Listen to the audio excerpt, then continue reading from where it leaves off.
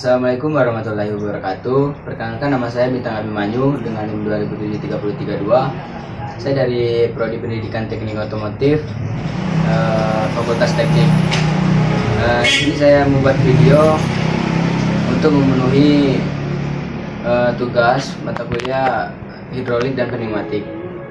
Baiklah, saya di sini akan membahas tentang hidrolik yang ada di sistem sepeda motor. Baiklah, sebelumnya kita mengenal dulu sistem hidrolik itu apa ya. Sistem hidrolik adalah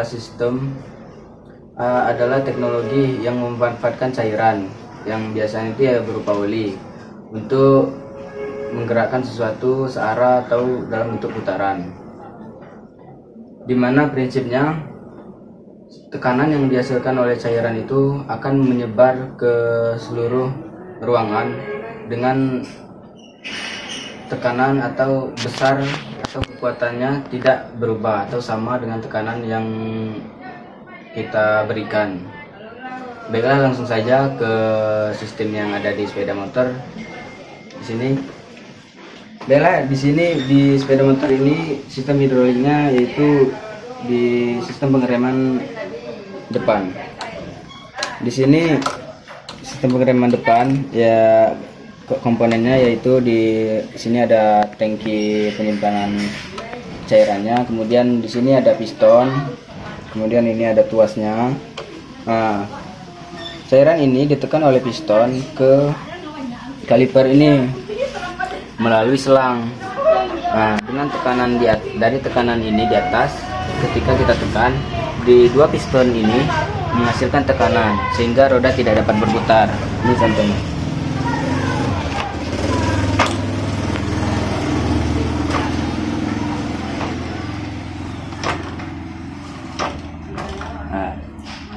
Oke, baiklah, untuk lebih jelasnya saya akan menjelaskan melalui animasi. Rem cakram hampir digunakan setiap motor yang diproduksi pada saat ini. Alasannya, rem cakram itu sangat pakam, dan untuk mendapatkan pengereman yang pakam, kita cuma menekan tuas rem dengan tenaga kecil saja. Lalu bagaimana rem cakram bisa dapat melakukan pengereman sepakam itu meskipun penekanan yang kecil? Ada dua faktor yang mungkin itu dapat terjadi. Pertama, karena arah gesekannya. Kedua, karena mekanisme power rem yang mampu melipat gandakan input yang dikenakan pada tuas rem. Mari kita bahas satu persatu. Jadi, sistem rem mampu menghentikan putaran roda karena ada gesekan antara komponen dinamis yang terhubung ke roda dan komponen statis yang terhubung ke sasis motor. Khusus pada rem cakram, gesekan ini arahnya saling menjepit sehingga ketika terjadi gesekan, tekanan sepasang kampas rem jadi lebih kuat. Tapi bagaimana cara menggerakkan kampas rem agar bisa menjepit piringan rem?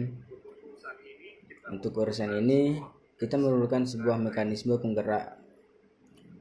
Selain berfungsi untuk menggerakkan kampas rem, mekanisme ini juga bisa melipat gandakan power yang diberikan pada tuas rem.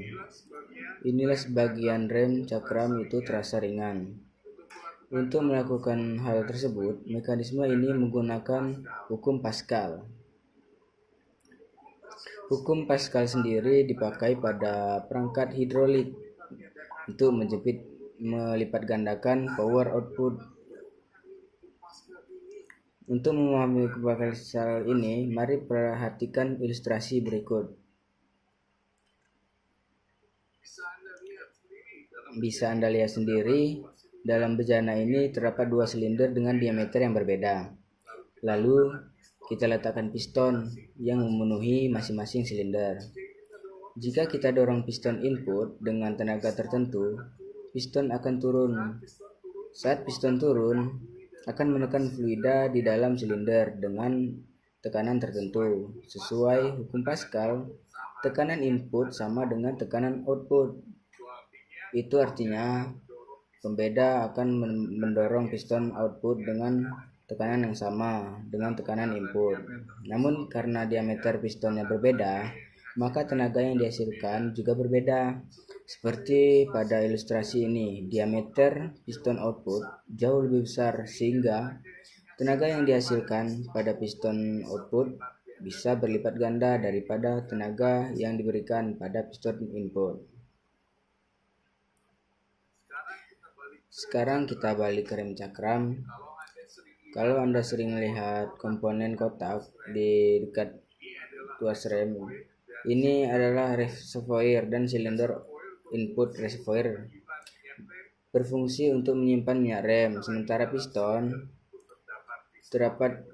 yang berfungsi untuk menekan minyak rem.